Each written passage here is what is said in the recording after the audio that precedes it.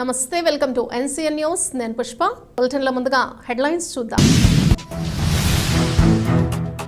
రామవరం గ్రామంలో పెన్షన్ పంపిణీ కార్యక్రమంలో పాల్గొన్న రాష్ట్ర అసెంబ్లీ స్పీకర్ చింతకాయల అయ్యన్న పాత్రుడు. సమర్థవంతమైన పరిపాలనా అధ్యక్షుడు ఉంటే సంక్షేమ పథకాలు అమలు తీరుకు ప్రత్యక్ష నిదర్శనం ఎన్టీఆర్ భరోసా పెన్షన్ పంపిణీ కార్యక్రమమని ఆంధ్రప్రదేశ్ రాష్ట్ర శాసనసభ స్పీకర్ చింతకాయల అయ్యన్న పాత్రుడు అన్నారు.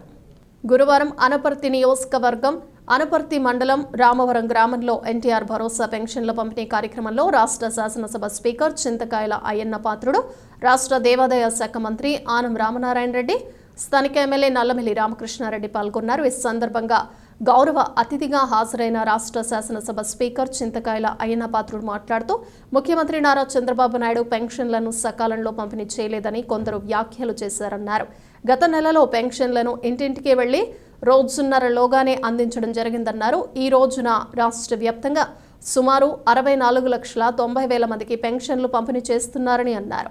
ఉదయం 9 గంటల 30 నిమిషాలకే 97% మందికి పంపిణీ పూర్తి చేసినట్లు పేర్కొన్నారు. పార్టీలకు అతీతంగా అందరం సమైక్యంగా రాష్ట్రాభివృద్ధికి అంకిత భావంతో పనిచేద్దామని స్పీకర్ పిలుపునిచ్చారు.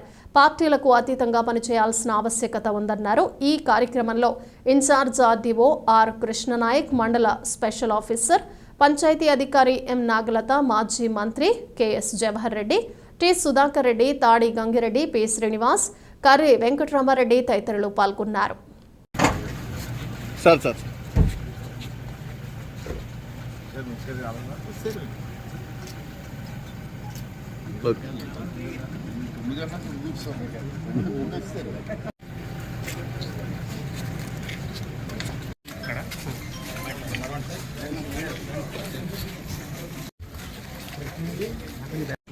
కొంచెం అనుకున్నాను అన్న, కొంచెం ప్లీజ్ అటే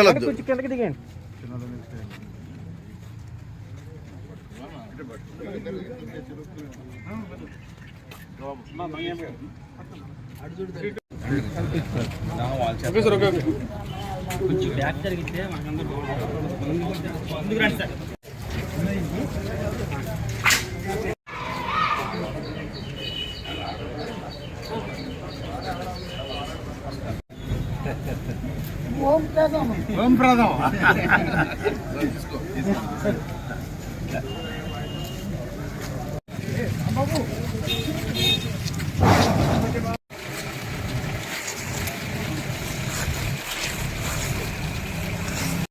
ఓకే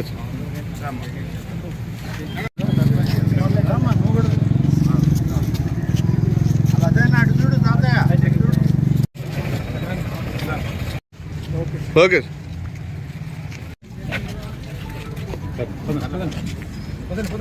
ఓకే బాబు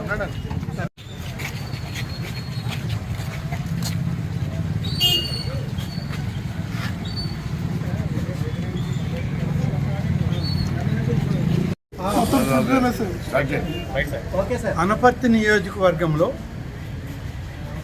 గౌరవ శాసనసభ్యులు శ్రీ రామకృష్ణారెడ్డి గారి యొక్క ఆహ్వానం మేరకు గౌరవ శాసనసభాపతి శ్రీ అయ్యన్న పాత్రుడు గారితో కలిసి మేమందరం కూడా ఈ గ్రామానికి రావడం జరిగింది.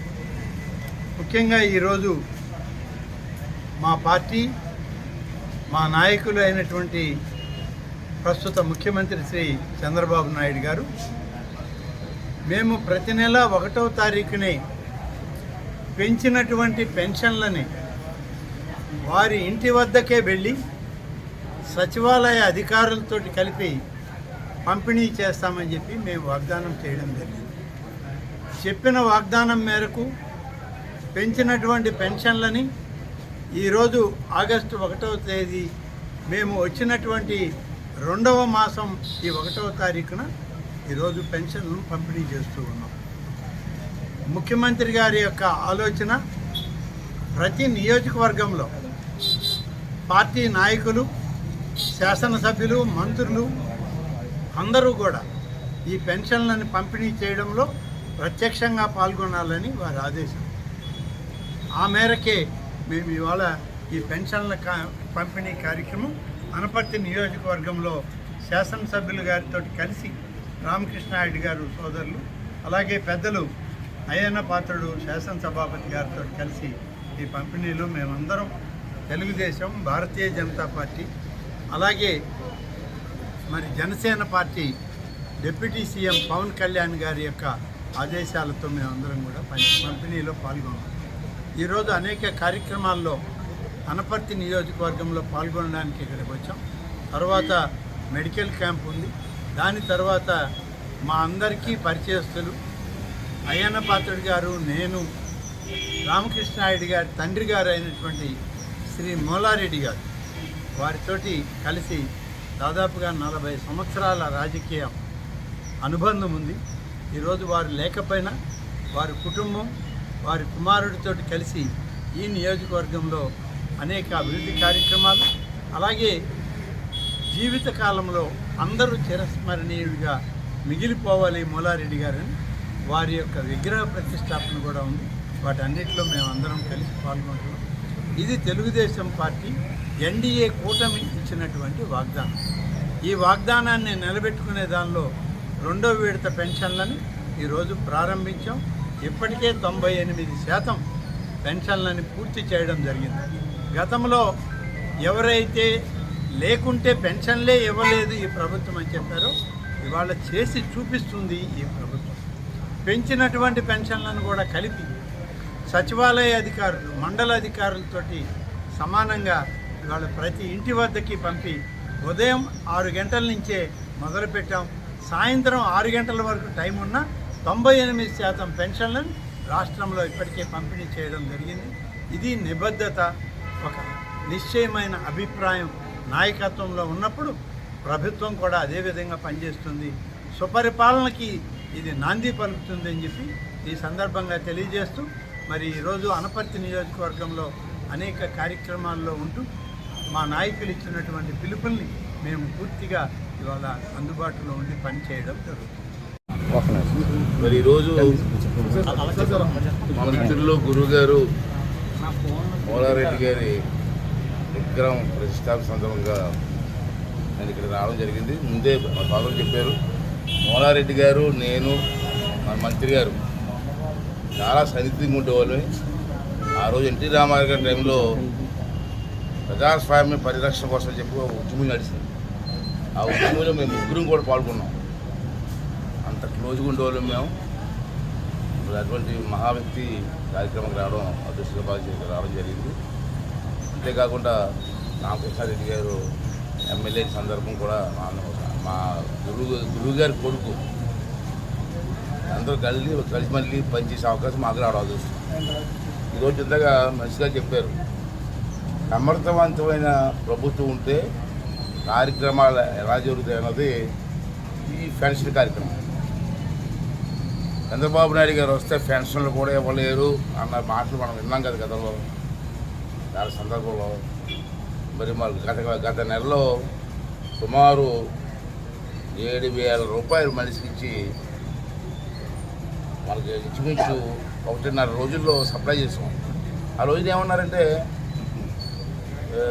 వాలంటీర్లు లేకపోతే సప్లై చేసే అవకాశమే లేదన్నారు. వాలంటీర్లు లేకపోతే సప్లై చేసే అవకాశం లేదన్నారు. మేము అంటే 1.5 రోజులు కంప్లీట్ చేస్తాం. ఇందాక మినిస్టర్ గారు చెప్పారు మాట. ఇంకా విచిత్రం ఏంటంటే ఈరోజు మళ్ళీ 2వ నెలలో ఇంచుమించుగా 64 లక్షల మందికి 44,82,000 మందికి పెన్షన్ స్టార్ట్ చేసిన వేళ 4,000 రూపాయలు మనిషికి. ఇప్పటికి టైం ఏంటంటే 9:30 అవుతుంది. 97% అయిపోయింది. మరి ఎవరు చేయలేరు, కష్టం అన్నారు కదా, చాలామంది విమర్శించారు కదా. అయితే నేనేమంటానంటే ఈ సందర్భంలో మీకు పొందిన ద్వారా సమర్థవంతమైన పరిపాలన ఉంటే ఇది కార్యక్రమం తీసుకోవచ్చు. ఈరోజు నష్టపోయిన రాష్ట్రాన్ని కాపాడు కోసం పార్టీలకు అతీతంగా అందరూ కూడా పనిచేసి నష్టపోయిన రాష్ట్రాన్ని కాపాడుకోవాల్సిన అవసరం ఉందని చెప్పి నేను భావిస్తాను. ప్రజలందరూ కూడా దీన్ని గమనించాలని కోరుకుంటున్నాను. పార్టీలకు అతీతం రాష్ట్రం అందరూ రాష్ట్రం, ఇది ఏ ఒక్కటి రాష్ట్రం కాదు, అందరూ రాష్ట్రం. కాబట్టి అన్ని పార్టీల వారు కలిసి రాష్ట్రాన్ని బాగు చేసుకుంటే రాబోయే తరం వారికి మేలు జరుగుతుంది. దాన్ని దృష్టిలో పెట్టి నిలవాల్సిన అవసరం ఉందని చెప్పి సందర్భంగా మనం చేస్తూ ఈ రాష్ట్ర అభివృద్ధి కార్యక్రమాల్లో ప్రజలందరూ పాల్గొవాలి, అన్ని వర్గాల వారు పాల్గొనాలి. అలాగే అసెంబ్లీని కూడా అసెంబ్లీ స్పీకర్ కూడా కాబట్టి అసెంబ్లీ అంటే ఏ ఒక్క పార్టీది కాదు, అందరు ఎమ్మెల్యేలకి సంబంధించి అసెంబ్లీ అది అంతే కదా. మరి అసెంబ్లీకి రాకూడదండి, ఇది రాకూడదండి. అందరూ వచ్చి అసెంబ్లీ పార్టిసిపేట్ చేయాలి. ఈ నియోజకవర్గం గురించి మాట్లాడాలా, మన రాష్ట్రం గురించి మాట్లాడాలా. నేను ఒకటే చెప్తాను, మీ అందరి సమక్షంలో ప్రతి ఎమ్మెల్యేకి కూడా నేను అవకాశం ఇస్తాను. వైసీపీ వాళ్ళు వచ్చినా అవకాశం ఇస్తాను, నేను వాళ్ళకి హక్కు ఉంది మాట్లాడడానికి. స్పీకర్గా అవకాశం ఇస్తారు, మాట్లాడండి, ప్రజా సమస్యలు మాట్లాడండి, రాష్ట్ర అభివృద్ధి కోసం పాటుపడమని చెప్పి వాళ్ళు కూడా మీ ద్వారా కోరుకున్నాను.